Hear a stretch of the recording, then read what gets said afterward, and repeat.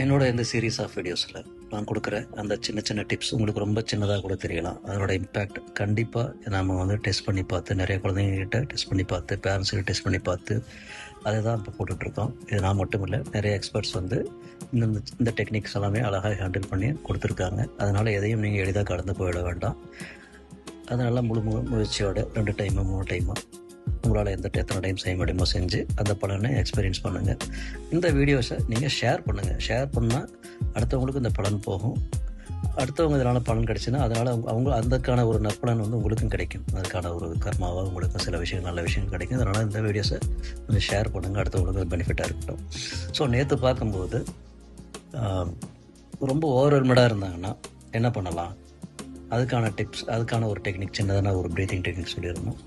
இன்றைக்கி ரொம்ப டல்லாகிடுறாங்க, ரொம்ப டயர்டாக இருக்குது, கண் விழிக்க முடியல, ரொம்ப டயர்டாக இருக்குது, ரொம்ப எக்ஸாஸ்டடாக ஃபீல் பண்ணுறாங்க. இப்போ சுறுசுறுப்பு இல்லை, காலையில் எழுந்திரிச்சா சுறுசுறுப்பு இல்லை அப்படிங்கும்போது, ஸோ இதுக்கு மாற்றாக இடது நாசியை பிளாக் பண்ணிவிட்டு வலது நாசியில் அதே மாதிரி ஒரு 13 தடவை, இன்னும் என்ன 21 டைம்ஸ் சுவாசத்தை உள்ளே இழுக்கும்போது உங்கள் கவனம் சுவாசத்தோடு உள்ளே போகணும்.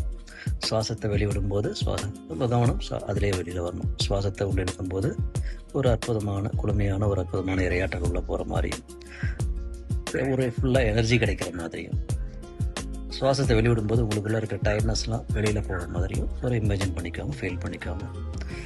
இதை வந்து திரும்ப திரும்ப செஞ்சுட்டு இதனோட ரிசல்ட் எப்படி இருக்குது அப்படின்றத எனக்கு ஷேர் பண்ணுங்கள். தேங்க்யூ.